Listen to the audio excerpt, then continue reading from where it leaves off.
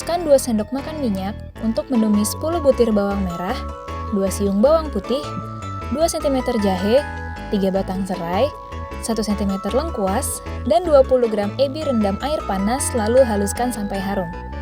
Tambahkan 300 gram udang potong dan 300 gram ikan kakap dipotong-potong dan aduk sampai berubah warna. Masukkan 2 sendok makan bumbu kari, lalu aduk sampai udang dan ikan terbalut bumbu. Tuangkan 1 liter santan dari 1 butir kelapa sambil diaduk sampai mendidih.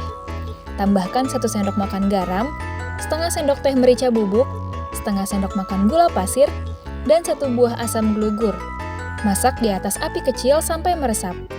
Masukkan 50 gram kelapa sangrai, biarkan sebentar lalu angkat. Masukkan 3 sendok makan air jeruk lemon, kemudian aduk rata.